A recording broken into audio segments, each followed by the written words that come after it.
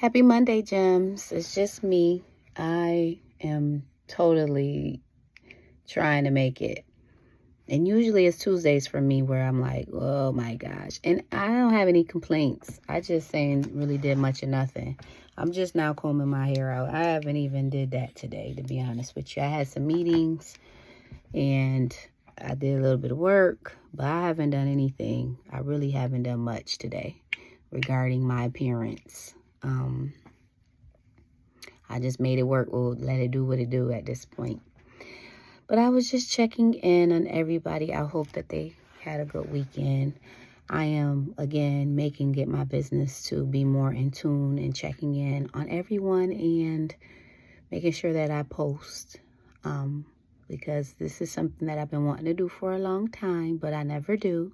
I always say every year, I'm going to do better. I have my page. I'm going to do better, and I don't.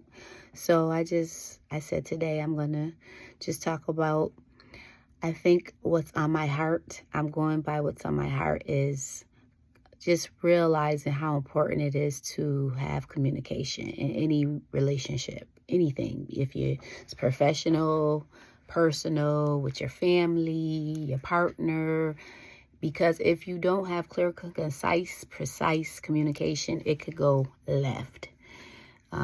Recently, we just went through that, like whole squabble of nothing because nobody understood each other. It's like seeing art, right? Art is what you see it to be, what your POV is, right?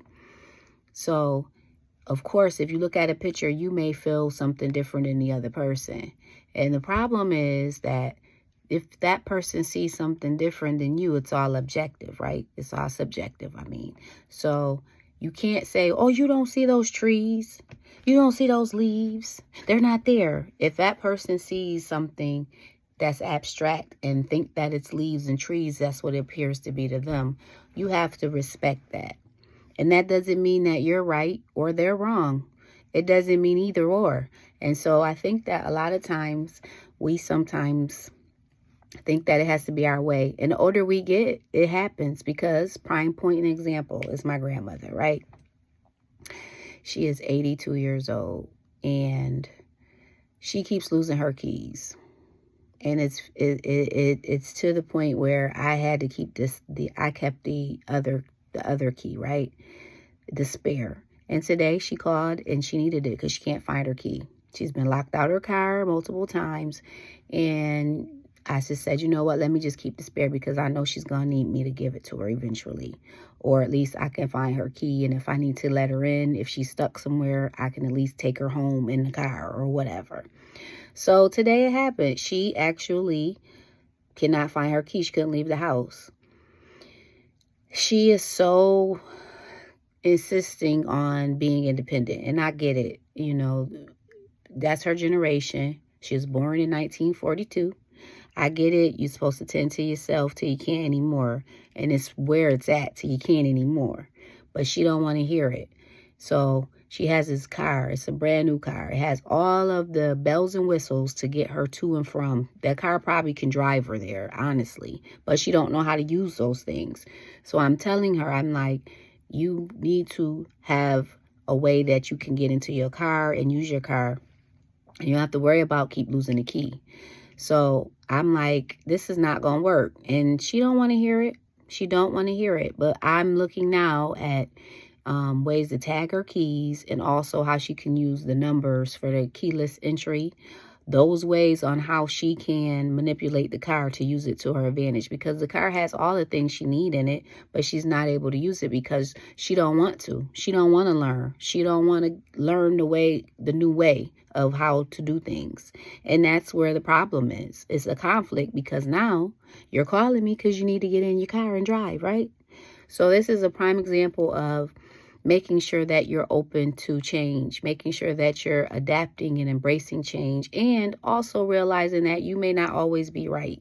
You may not always be in the driver's seat. Sometimes you may have to take the back seat. Sometimes you may have to fall back and stay in your own lane. And that's really what I'm trying to get at with this situation as I think about conflict. in my life. And I know the older you get, they say the more set in your ways, or you can't teach your old dog new tricks. And I don't want to be that person. I want to learn and grow, and I want to be involved and engaged on what's going on in the world.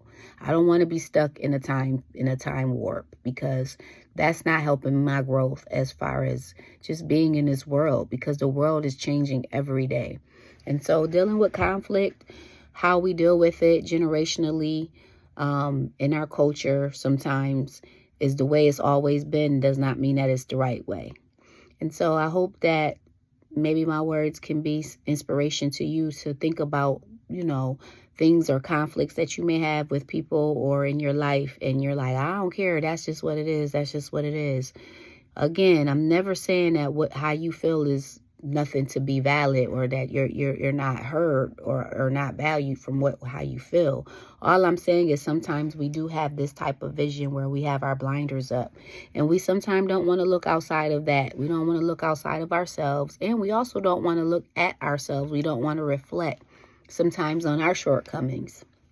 And so if it's worth it to you in any situation, regarding if it's professional or if it's a personal relationship, it's important to reflect. And sometimes you may have to take a pause. You may pause for a moment just to really think about it. So it's nothing to go into it immediately, because of course the first thing is our emotions. We're going to react first sometime. So if it's something that's going on that you may have overreacted, or you may have not reacted until you really fully thought about it after the fact, it is the time to reflect and come back as an adult and be accountable. And so that's the hardest part of coming back and being accountable, that maybe the way I handled this wasn't the best way.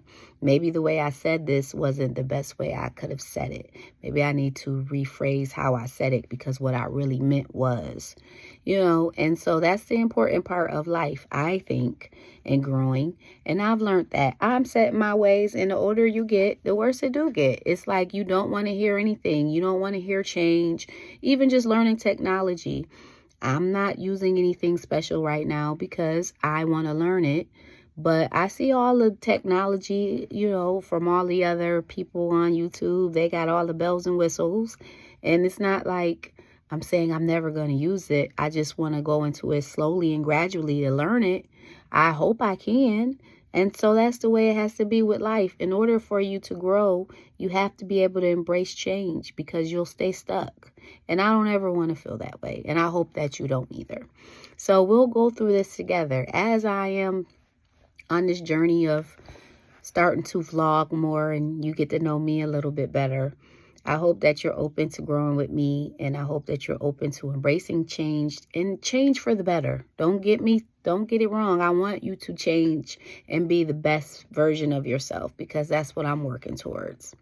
So with that being said, always remember, whatever you do, do it with class, and I will talk to you later, gems. Bye.